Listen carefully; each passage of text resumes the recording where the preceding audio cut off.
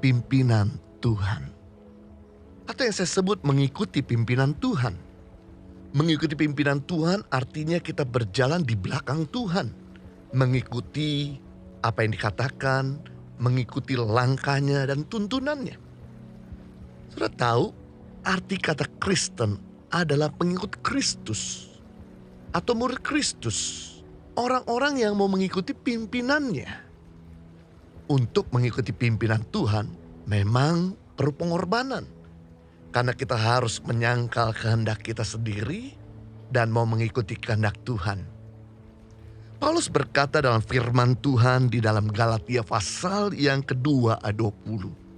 Namun aku hidup, tetapi bukan lagi aku sendiri yang hidup, melainkan Kristus yang hidup di dalam aku.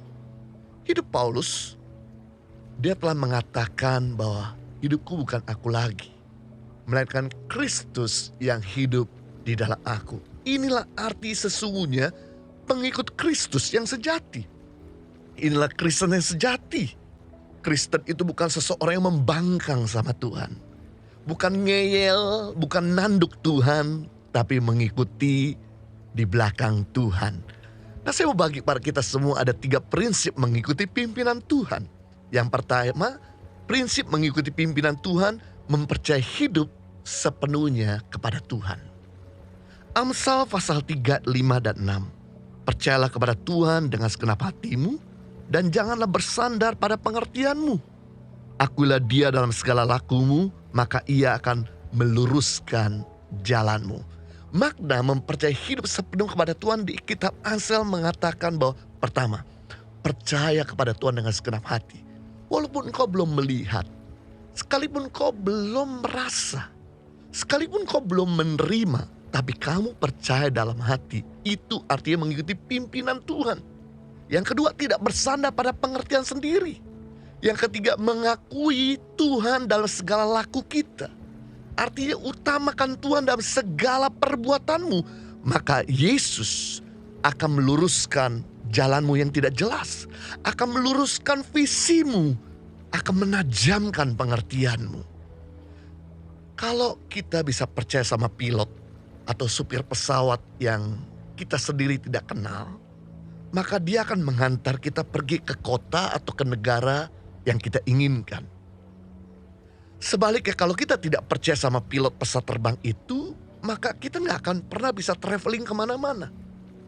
Sama hal, kalau kita nggak bisa percaya sama Tuhan dengan segenap hati, maka kita nggak akan pernah maju, kita nggak akan pernah berkembang, kita akan berjalan di tempat.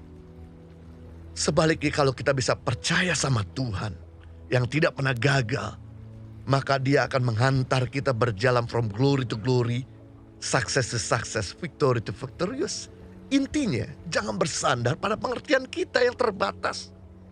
Tapi utamakan Tuhan dalam segala perbuatan kita, maka dia akan meluruskan hal-hal yang masih kurang jelas dalam hidup kita. Yang kedua, prinsip mengikuti pimpinan Tuhan itu siap bayar harga.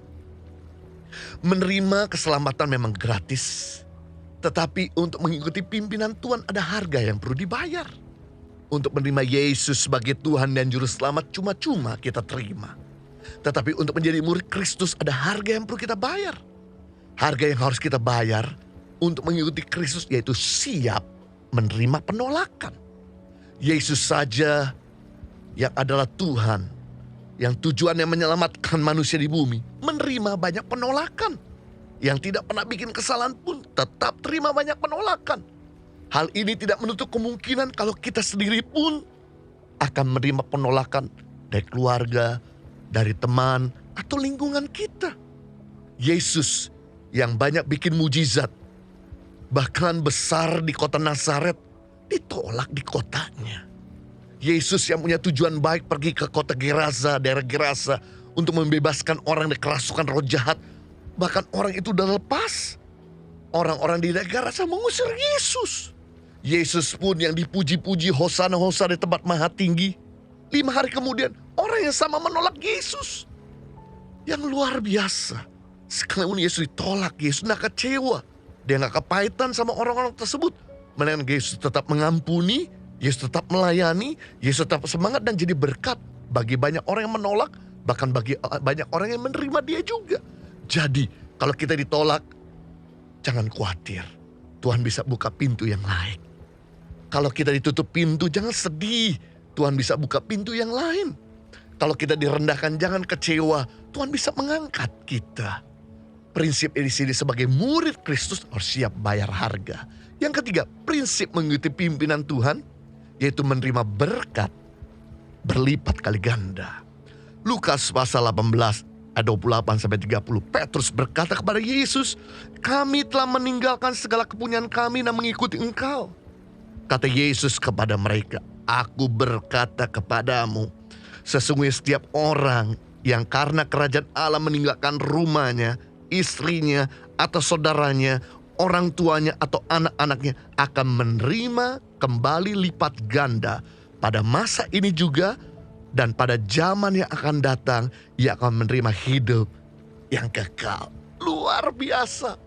Pada saat kita mengikuti Tuhan, mungkin kita merasa tidak nyaman, ditolak, dibenci. Bahkan kita harus bayar harga.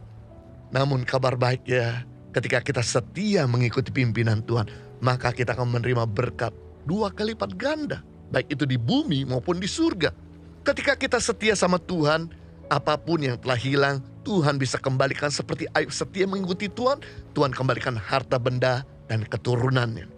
Ketika kita setia mengikuti Tuhan, maka apa yang kita miliki hari ini, Tuhan bisa gandakan. Seperti perumpamaan tentang hamba yang punya 5 talenta dan 2 talenta. Tuhan lipat gandakan apa yang ada di tangannya.